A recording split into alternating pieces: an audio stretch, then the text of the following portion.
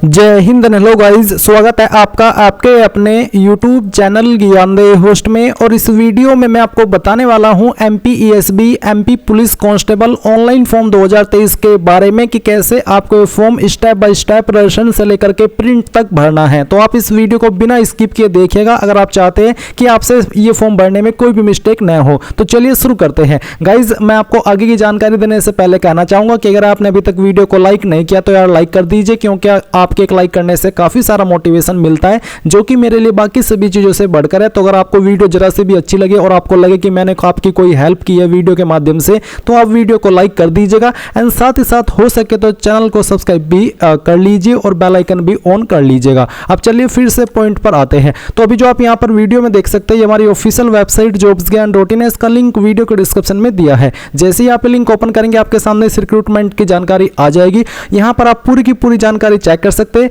Same जानकारी मैंने यहाँ पर वीडियो के माध्यम से भी दी है, जिसमें कि मैंने आपको एग्जाम पैटर्न, सिलेबस, ये सब जानकारी दी है, वो आपको यहीं पर मिल जाएगी। अभी बात करते हैं कि कैसे आपको फॉर्म भरना है इसके बारे में। तो गाइज मैं आपको बता दूं कि अगर आप इसमें अप्लाई करना चाहते हैं, चाहे MP के या फिर किसी अन्य स्टेट के, तो आपका मध्य प्रदेश रोजगार पोर्टल के ऊपर रजिस्ट्रेशन होना अनिवार्य है। अगर रजिस्ट्रेशन पहले से है तो आप उसको रिन्यू भी कर सकते हैं। ये जो वीडियो आप यहाँ पर देख सकते हैं, इसको वॉच करके आप ये जान लीजिएगा, यानी कि इसको देख करके ये जान लीजिएगा कि कैसे आपको रजिस्ट्रेशन करना है। पूरा प्रोसेस इस वीडियो में बताया है। अभी यहाँ पर बात करते हैं अप्लाई के बारे में। मैं आपको बता दूं कि अगर आपने पहले जो ये आपकी MPESB की ऑफिशियल वेबसाइट है, इसका इस्तेमाल करके कभी कोई भी फॉर्म भरा है, तो आपका यहां पर अकाउंट बना हुआ होगा। आप यहां पर आएंगे और अप्लाई ऑनलाइन लॉगिन लिंक, इसके ऊपर क्लिक करके लॉगिन करके आगे का प्रोसेस जान लेंगे, क्योंकि आपकी प्रोफाइल पहले से बनी हुई है। अगर हाँ आप उसमें कोई चेंजेस या फिर मॉडिफिकेशन करना चाहते तो आप वो भी कर सकते हैं। अगर आपका KYC नहीं हुआ तो आप उसमें संशोधन कर सकते हैं। आप यहां पर इस होम पेज पर आकर के उम्मीदवार प्रोफाइल में आकर के प्रोफाइल पंजीकरण फॉर्म संशोधित, यानी कि अगर आपका पहले से रजिस्ट्रेशन है तो आप यहां पर आपका सामान्य पंजीकरण क्रमांक, पासवर्ड डाल करके उसमें एडिट कर सकते हैं। बट अगर आप यहां पर फर्स्ट टाइम यूजर है, आपने इस वेबसाइट का इस्तेमाल करके कभी कोई भी फॉर्म नहीं भरा है, तो आप यहां पर अप्लाई ऑनलाइन रजिस्ट्रेशन लिंक, इसके ऊपर क्लिक करेंगे। इसके ऊपर क्लिक करने के बाद आपके सामने कुछ ऐसा इंटरफेस आएगा। यहां पर आपसे सेम चीज पूछेगी कि आपके पास पूर्व में पंजीकृत प्रोफाइल ID है। क्योंकि आप फ्रेशर है तो आप यहां पर नहीं करेंगे। नहीं करने के बाद में आपको यहां पर आपका मोबाइल नंबर एंटर करना है जो कि आप रजिस्टर करना चाहते हैं। यहां पर आप अपनी ईमेल आईडी देंगे जो कि आप रजिस्टर करना चाहते हैं। यहां पर जो भी कैप्चा कोड है, जैसे कि 9+3 कुछ भी आ सकता है, वो आप यहां पर डालेंगे और OTP प्राप्त करें, इसके ऊपर क्लिक करेंगे। मैं आपको बता दूं कि जो आगे का प्रोसेस आप जानेंगे वो मैंने प्रीवियस वीडियो जो बनाई थी इस रजिस्ट्रेशन को लेकर के, उससे जानेंगे, क्योंकि इस वेबसाइट के ऊपर आप लाइफ टाइम में एक ही बार रजिस्ट्रेशन कर सकते हैं। तो आप वीडियो को वॉच करके आगे जान लीजिए कि कैसे आपको रजिस्ट्रेशन करना है। फिर मैं आपको बताऊंगा इसी वीडियो में कि कैसे आपको यह MP पुलिस कांस्टेबल का फॉर्म भरना होगा। अब गाइज आपके नंबर पर OTP गया होगा, वो OTP यहां पर आपको डालना है और OTP सत्यापन करें, इसके ऊपर क्लिक करना है। इस पर क्लिक करने के बाद यहां पर आपके सामने कुछ ऐसी जानकारी आएगी। आप यहां पर नीचे आएंगे और आप पंजीयन करें, इसके ऊपर क्लिक करेंगे। इसके बाद में यहां पर आपको कुछ ऐसा इंटरफेस देखने को मिलेगा। अब आपको यहां पर जो सामान्य पंजीकरण क्रमांक मिला है मैसेज के माध्यम से और जो पासवर्ड मिला है वो आप यहां पर एंटर करेंगे। ऊपर आपको सामान्य पंजीकरण यानी कि रजिस्टर नंबर देना है और नीचे आपको जो प्रोफाइल पासवर्ड मिला है वो यहां पर डालना है। ये कैप्चा कोड फिल करना है एंड देन आप यहां पर फिर से लॉगिन पर क्लिक करेंगे। इसके बाद में गाइज आपके सामने यहां पर कुछ ऐसा इंटरफेस आ जाएगा। मेरा पहले से यहां पर रजिस्ट्रेशन है, इसलिए मैं यहां पर आपको उसी रजिस्ट्रेशन से जानकारी एडिट करके दिखा रहा हूं। बट आपके सामने जो इंटरफेस आएगा वो कुछ ऐसा आएगा जैसा कि आप यहां पर देख सकते हैं, जहां पर आपको बोला है कि आप किस माध्यम से यहां पर सत्यापन करना चाहते हैं। KYC के लिए आप KYC OTP द्वारा करना चाहते हैं या फिर KYC आप बायोमेट्रिक द्वारा सत्यापन करना चाहते हैं। बायोमेट्रिक वो होता है जिस पर आप अंगूठा लगाते हैं और OTP वो होता है कि जो नंबर आपका रजिस्टर्ड है उसके ऊपर OTP आएगा। तो कोई भी एक माध्यम आप यहां पर सेलेक्ट कर लीजिए और उसके बाद आप आगे बढ़ाई के ऊपर क्लिक कीजिए। अब इसके ऊपर क्लिक करने के बाद में यहां पर आएगा आधार क्रमांक। तो आपको यहां पर आपका आधार नंबर एंटर करना है और फिर यहां पर आपको इसके ऊपर टिक करना है। टिक करने के बाद एक कैप्चा आप यहां पर फिल करेंगे और फिल करने के बाद आप जनरेट KYC OTP यहां पर क्लिक करेंगे।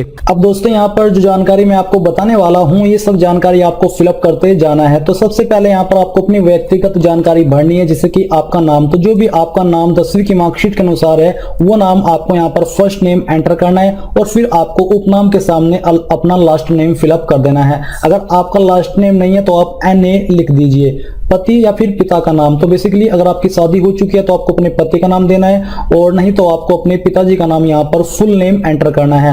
फिर आपको यहाँ पर अपनी माताजी का नाम डालना है और आपको बोला जा रहा है कि श्रीमती न लिखे, यानी कि एग्जैक्ट नेम लिखे जो कि आपका डॉक्यूमेंट के अंदर है। फिर आपको यहाँ पर अपनी डेट ऑफ बर्थ डालनी है। ये डेट ऑफ बर्थ आपकी 10वीं की मार्कशीट के अनुसार होनी चाहिए। क्या आप मध्य प्रदेश के मूल निवासी है? अगर है तो हाँ कीजिए, नहीं तो आपको ना करना होगा, यानी कि नहीं करना होगा। बट इसमें मध्य प्रदेश के अलावा अन्य स्टेट के कैंडिडेट भी अप्लाई वैसे इसमें कर सकते हैं। फिर यहाँ पर आपको अपना जेंडर चूज कर लेना है। कास्ट कैटेगरी आपकी क्या है वो यहाँ से आपको सिलेक्ट करनी होगी। ये सिलेक्ट करने के बाद आप नीचे देखने को मिलेगा आपको क्या आप आर्थिक रूप से कमजोर है, यानी कि EWS कैटेगरी से बिलोंग करते हैं। अगर करते हैं तो हाँ कीजिए, नहीं तो आपको नो करना होगा। उच्च शैक्षणिक योग्यता का स्तर, यानी कि आपकी हाईएस्ट क्वालिफिकेशन क्या है वो यहाँ से आपको चूज कर लेनी है। इसको चूज करने के बाद यहाँ पर निवास का क्षेत्र आपका पूछा जा रहा है ग्रामीण या फिर शहरी, तो जो भी है वो यहाँ से आपको सिलेक्ट करना होगा। विकलांगता विवरण, अगर आप विकलांग है तो यहाँ पर हाँ कीजिए, नहीं तो आपको ना करना होगा। अगर आप हाँ करोगे तो आपको अन्य ऑप्शन भी यहाँ पर चूज करने होंगे।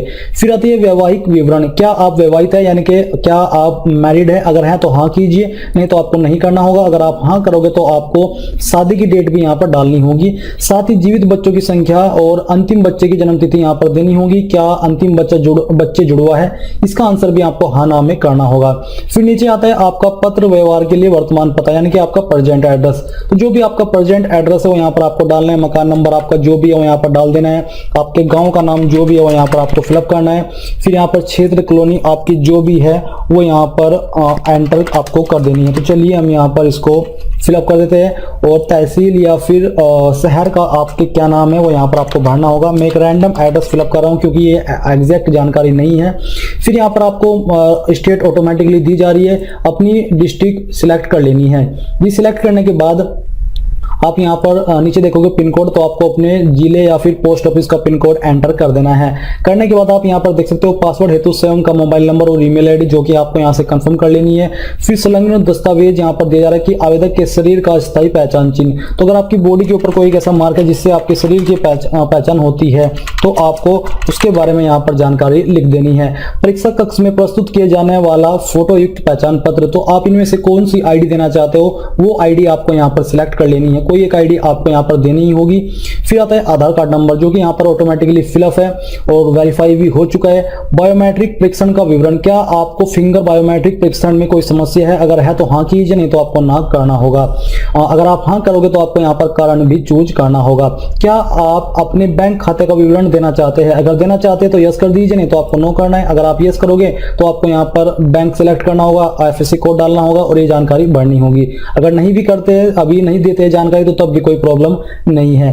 फिर यहाँ पर आपको इसके ऊपर टिक करना है और टिक करने के बाद जितनी भी जानकारी आपने भरी है इन सबको एक बार चेक कर लेना है और चेक करने के बाद नीचे आकर के आपको यहाँ पर पंजीकृत करे के ऊपर क्लिक करना है। अब गाइज आपके सामने कुछ ऐसा इंटरफेस आ जाएगा जहां पर आपकी रजिस्ट्रेशन की इन्फॉर्मेशन दी गई है और कुछ डॉक्यूमेंट्स आपको यहाँ पर अपलोड करने हैं। पहले तो आप यहाँ पर ये देख लीजिए कि आपको यहाँ पर जो फोटो अपलोड करना है वो किस तरह का अपलोड करना है। इसका जो एक टेम्पलेट है वो दिया है आपको। आप यहाँ पर क्लिक है डाउनलोड टेम्पलेट, इसके ऊपर क्लिक करेंगे तो आपको यहाँ पर टेम्पलेट देखने को मिल जाएगी जिसमें कि आपको यहाँ पर आपका फोटो लगाना है, यहाँ पर आपको आपके सिग्नेचर करने हैं एंड यहाँ पर आपको ये जो हिंदी में लाइंस दी गई है जिसको आप चाहे हिंदी में लिखना चाहे वो लिख सकते हैं एंड इंग्लिश में लिखना चाहे तो वो भी लिख सकते हैं। तो यानी कि ये सेल्फ डिक्लेरेशन आपको यहाँ पर हैंड से रिटर्न करना है इस बॉक्स के अंदर, या फिर आप इसको एक अन्य पेज पर रिटर्न कर ले एंड मैं आपको बताऊंगा कि कैसे आपको इस इमेज को बनाना है। मैं आपको यहाँ पर जो सरकारी रिजल्ट वेबसाइट है इनकी टूल का लिंक देने वाला हूं। तो यहां पर आप जैसे इस वेबसाइट को ओपन करेंगे आपके सामने आएगा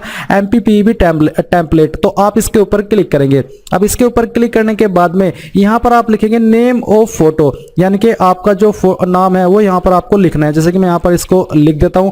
फिर आता है डेट ऑफ फोटो, यानी कि किस डेट में आपने इस फोटो को लिया है वो यहां पर आप सिलेक्ट कर लेंगे। फिर आता है आपका फोटो, यानी कि जो आपका फोटो है वो आपको सिलेक्ट करना है। तो जहां पर भी आपकी फोटो की फाइल है वो आप सिलेक्ट कीजिए। जैसे कि मैं यहां पर आपको आपको सिलेक्ट करके दिखाता हूं। तो यहाँ पर मैंने फोटो को सिलेक्ट कर लिया है। इसके बाद में आप यहाँ पर आपका जो सिग्नेचर है उसको सिलेक्ट करेंगे। जहां पर भी आपका सिग्नेचर है, जो इमेज आपने बनाया उसको यहाँ पर इस तरह से ओपन कर लीजिए। ओपन करने के बाद आता है डिक्लेरेशन फोटो, यानी कि जो आपका डिक्लेरेशन है, जो कि मैं आपको एक बार फिर से दिखाता हूं, ये वाला, ये आपने लिख करके किस पेज पर रखा है। आपको एक ब्लैंक पेपर लेना है, उसके ऊपर ये लाइन अपने हैंड से रिटर्न करनी है और उस इमेज को एक फाइल बना लेनी है। अब वो जो आपने फोटो बनाया है डिक्लेरेशन वाला, वो आपको यहाँ पर चूज फाइल के ऊपर क्लिक करके उसको अपलोड करना है। जैसे कि मैं यहाँ पर अभी आपको दिखाता हूँ कि कैसे आपको वो फाइल अपलोड करनी होगी। डिक्लेरेशन सिलेक्ट करने के बाद यहाँ पर आपकी फाइल आ जाएगी। फिर आपको जो कैप्चा कोड यहाँ पर दिया है, जो भी आपके सामने आएगा वो आपको फिल करना है एंड आपको जनरेट टेम्पलेट इसके ऊपर क्लिक करना है।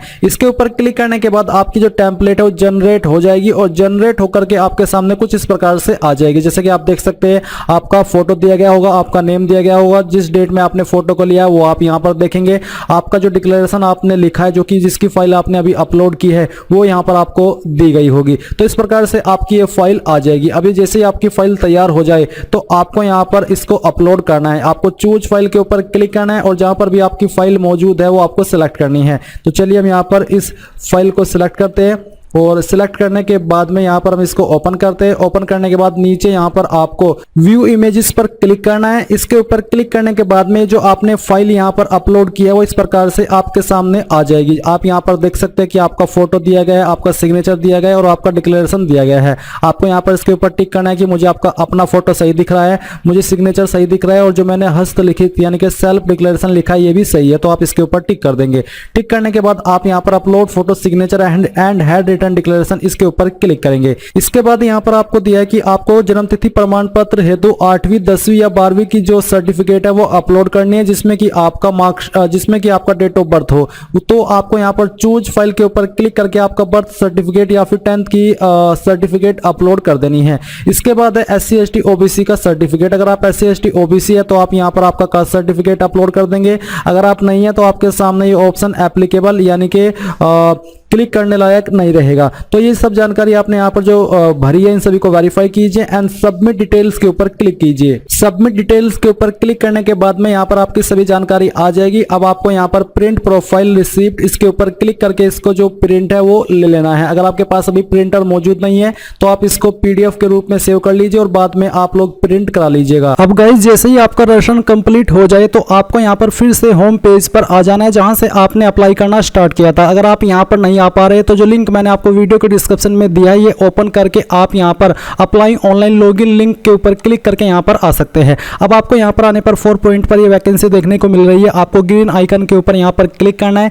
इसके बाद में आपको यहाँ पर टिक करना है और टिक करने के बाद में आगे बढ़ाए इसके ऊपर क्लिक कीजिए। यहाँ पर क्लिक करने के बाद में गाइस जो अभी आपको सामान्य पंजीकरण क्रमांक मिला है राशन करने के बाद में, वो यहाँ पर आपको डालना है। जो आपकी डेट ऑफ बर्थ है जो कि अभी आपने यहाँ पर डाली है इसमें, वो आप यहाँ पर सिलेक्ट कर लेंगे। फिर एक कैप्चा कोड आपको यहाँ पर डालना है एंड देन आपको सत्यापित कर आगे बढ़ाए इसके ऊपर क्लिक करना है। नाउ गाइस मैं आपको बताना चाहूंगा SK बुक्स रीजनिंग के बारे में, जो कि हिंदी और इंग्लिश दोनों के अंदर अवेलेबल है और इस बुक को पब्लिश किया गया है Shri Krishnan publisher private limited, जो कि इंडिया की one of biggest book publication company है, जिसके द्वारा बेहतरीन बुक पब्लिश की जाती है जहां पर आपको सभी जानकारी बहुत ही अच्छे से दी जाती है। एंड अगर मेनली बात करें इस बुक की, तो इस बुक के अंदर आपको क्या क्या देखने को मिलेगा वो आप लोग जान लीजिए।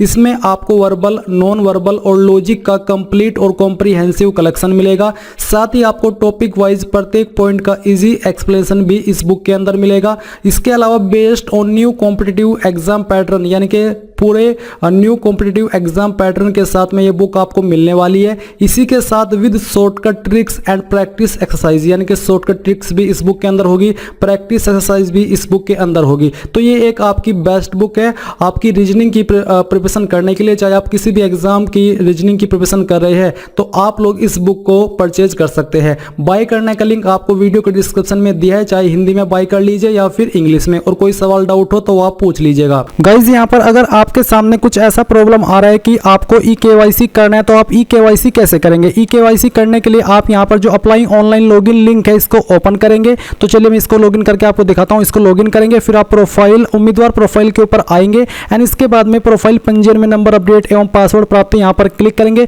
जो आपका सामान्य पंजीकरण क्रमांक है वो आप यहाँ पर डालिएगा। यहाँ पर आपको नंबर डालना है जो कि आपने अभी रजिस्टर किया है। इसके बाद में एक कैप्चा कोड डाल करके आप नेक्स्ट के ऊपर क्लिक करेंगे तो आपके नंबर पर एक ओटीपी जाएगा। वो ओटीपी आप यहाँ पर जैसे ही डालेंगे तो उसके बाद में गाइज आपको आपका आधार नंबर एंटर करना है। फिर आपको ई-केवाईसी ओटीपी द्वारा ये सिलेक्ट करना है। देन आपके नंबर पर एक आधार के द्वारा आधार कार्ड की जो वेबसाइट है UIDAI के द्वारा एक ओटीपी आएगा। वो ओटीपी आप जैसे ही डाल देंगे तो आपका यहाँ पर जो ई-केवाईसी ओटीपी वेरिफिकेशन है वो हो जाएगा। एंड ई-केवाईसी ओटीपी वेरिफिकेशन होने के बाद में फिर से आप अप्लाई ऑनलाइन लॉगिन के ऊपर क्लिक कीजिए। एंड यहाँ पर आपको फिर से इसके ऊपर क्लिक करना है। देन आप यहाँ पर टिक करेंगे। इसके बाद में आगे बढ़ाए के ऊपर क्लिक करके सेम वे में पंजीकरण क्रमांक डाल करके DOB डाल करके आप सत्यापित कर आगे बढ़ाए इसके ऊपर क्लिक करेंगे। नाउ गाइज आपने जो भी जानकारी यहाँ पर रेशन के वक्त भरी है उन सभी को आपको चेक कर लेना है। चेक करने के बाद में आप यहाँ पर आगे बढ़ाए इसके ऊपर क्लिक करेंगे। इसके ऊपर क्लिक करने के बाद में यहाँ पर आपको कुछ जानकारी 34 पॉइंट पर नई वाली देखने को मिलेगी। अब आपको यहाँ पर आपकी क्लास सेलेक्ट करनी है। अगर आपकी इनमें से कोई है नहीं तो आप बिना वर्ग के ऊपर क्लिक करेंगे। इसके बाद में कुछ सवाल आपसे पूछे जैसे कि 35 सवाल है, 36 है, जिसमें कि यदि आप मध्य प्रदेश के मूल निवासी है तो आपका होम डिस्ट्रिक्ट कौन सा है वो आपको यहाँ पर सेलेक्ट कर लेना है। क्या आप शासकीय अगर निगम मंडल स्वशासी संस्था के कर्मचारी अथवा नगर सैनिक है, अगर हाँ तो हाँ, नहीं तो आपको नहीं करना है। बेसिकली ये सवाल आप पढ़ेंगे, इनमें जो चीज़ आपके ऊपर लागू है उसमें आपको हाँ करना है, जिसमें जो चीज़ आपके ऊपर लागू नहीं है तो उसमें आप नहीं करेंगे। तो इनमें मेरे ऊपर कोई भी चीज़ लागू नहीं है, जैसे कि क्या आप मध्य प्रदेश शासन के अधीन छटनीशुदा कर्मचारी है तो मैं नहीं हूँ, मैं यहाँ पर नहीं करूँगा। इसके बाद में क्या आप विधवा परित्यक्ता तलाकशुदा है, अगर हाँ तो हाँ, नहीं तो आपको नहीं करना है। फिर यहाँ पर आपके सामने 43 पॉइंट है, क्या आप शासकीय सेवा में नियुक्ति के लिए नीचे दी गई विभिन्न वर्गों में सम्मिलित है, जैसे कि हाल के भारत पाक संघर्ष में मर्द सैनिकों के प्रत्येक सैनिक के परिवार के अधिक से अधिक 2 आश्रित व्यक्तियों को, जनगणना 1981 के अतिशेष कर्मचारियों को। तो अगर आप इसमें आते हैं इनमें से किसी भी पॉइंट पर तो आप हाँ करेंगे, नहीं तो आपको नहीं करना है। अगर आप सिंपली फ्रेशर है, आपका इनसे कोई लेना देना नहीं है तो आप नो कर देंगे। फिर 44 पॉइंट आपके सामने है, तो आपको यहाँ पर किस पोस्ट पर अप्लाई करना है। तो आपके यहाँ पर कांस्टेबल, रेडियो ऑपरेटर और कांस्टेबल GD की पोस्ट दी गई है। तो जिस पर भी आपको अप्लाई करना है वो आप यहाँ पर इस तरह से टिक कर दीजिए कि मैं इसको पहले पर प्रेफरेंस देना चाहता हूँ कांस्टेबल GD को, और फिर मैं X को सेकंड पर प्रेफरेंस देना चाहता हूँ। अगर आप दोनों पर अप्लाई करना चाहते हैं, अगर आप किसी एक पर ही अप्लाई करना चाहते हैं तो आप यहाँ पर एक के ऊपर ही टिक करेंगे, जैसे कि मैंने यहाँ पर दोनों को टिक किया है। इसके बाद में यहाँ पर 45 पॉइंट आपके सामने कि यहाँ पर आप प्राथमिकता क्रम यानी कि किसको पहले नंबर प्रेफरेंस देना चाहते हैं। मैं कांस्टेबल GD को पहले पर और कांस्टेबल जो रेडियो ऑपरेटर है इसको मैं यहाँ पर सेकंड पर सिलेक्ट करता हूँ। इसके बाद में गाइज यहाँ पर आता है आपके सामने क्लिक है टू सिलेक्ट डिस्ट्रिक्ट प्रेफरेंस, तो आप इसके ऊपर क्लिक कीजिए। इसके ऊपर क्लिक करने के बाद में आप यहाँ पर फिर से नीचे आइए और यहाँ पर आने के बाद में आप कौन सी डिस्ट्रिक्ट को किस नंबर पर प्रेफरेंस देना चाहते हैं उसके ऊपर हाँ कीजिए, फिर उसका कोड के ऊपर टिक कीजिए। इसी प्रकार से जैसे कि मैं यहाँ पर इसको गुना को देना चाहता हूँ, फिर यहाँ पर मैं इसके ऊपर टिक करूँगा, फिर यहाँ से मैं इस तरह से, तो आप यहाँ पर इस तरह से इनको प्रेफरेंस दे सकते हैं आपकी चॉइस के अकॉर्डिंग। नीचे शैक्षणिक योग्यता, यहाँ पर आता है 10वीं, तो जो आपका 10th का रोल नंबर है वो आप यहाँ पर एंटर कीजिए, जो भी आपका रोल नंबर है। फिर किस साल के अंदर आपने आपकी 10वीं पास कर ली थी वो आप यहाँ पर एंटर करेंगे। आपके बोर्ड का क्या नाम है, जिस बोर्ड के द्वारा आपने आपकी 10वीं पास की है। 12वीं आपने यहाँ पर कैसे की है उसका रोल नंबर आप एंटर कीजिए। सेम तरीके से किस साल के अंदर आपने पास किया वो आपको बताना है, एंड जो आपका बोर्ड का नाम है वो भी आप यहाँ पर एंटर कर देंगे। ये एंटर करने के बाद में आप यहाँ पर नीचे आइए। नीचे आने के बाद में आप यहाँ पर देखेंगे 48 पॉइंट मध्य प्रदेश राज्य के रोजगार कार्यालय में जीवित पंजीयन जो कि अनिवार्य है, तो आप यहाँ पर हाँ कर दीजिए। हाँ करने के बाद में यहाँ पर 49 पॉइंट है, आवेदक यह सुनिश्चित कर ले कि नियम पुस्तिका 1 से 12 के अनुसार आपके पास जो न्यूनतम क्वालिफिकेशन नोटिफिकेशन में मांगी है वो होनी चाहिए, तो आप यहाँ पर हाँ करेंगे। क्या आप आवेदित पद समूह के लिए न्यूनतम शैक्षणिक अर्हता रखते हैं, तो आप यहाँ पर हाँ कीजिए, क्योंकि अगर आप ये रखते तभी आप इस पर अप्लाई कर रहे हैं। इसके बाद 52 पॉइंट है, ये आप चेक करेंगे। यहाँ पर एग्जाम सेंटर के लिए आप किस प्रेफरेंस देना चाहते हैं, सिटी को, वो आपको सिलेक्ट कर लेना है। कोई 4 डिस्ट्रिक्ट को आप यहाँ पर इस तरह से प्रेफरेंस दे सकते हैं। तो यहाँ पर आपको ये प्रेफरेंस देनी है। देने के बाद में आप यहाँ पर टिक करेंगे और इसके बाद में आप आगे बढ़ाई के ऊपर क्लिक करेंगे। अब आपके सामने यहाँ पर आपके फॉर्म का प्रीव्यू आ चुका है। जितनी भी जानकारी भरी है यहाँ पर चेक कर लीजिएगा। चेक करने के बाद में आप यहाँ से इसको प्रिंट कीजिए, क्योंकि प्रिंट करने के बाद ही आप यहाँ पर आगे बढ़ पाएंगे। तो आपने यहाँ पर ये सेव किया। सेव करने के बाद में थोड़ा नीचे आइए और फिर प्रोसीड टू पेमेंट के ऊपर क्लिक कर दीजिए। इसके बाद गाइज यहाँ पर आइए एक बार फिर से, और अब आपको यहाँ पर बताना है कि आप इनमें से किस माध्यम से फीस को जमा करना चाहते हैं। जिस भी माध्यम से जमा करना चाहते हैं वही आप यहाँ पर सिलेक्ट कर लीजिए। जैसे ही आपकी एप्लीकेशन फीस जमा हो जाएगी तो आप यहाँ से आपके फॉर्म का फाइनल प्रिंट आउट ले पाएंगे। इस प्रकार से गाइज आप लोग MP police constable online form 2023 को भर पाएंगे। आई होप ये प्रोसेस आपको पसंद आया होगा। So thanks for watching. जय हिंद।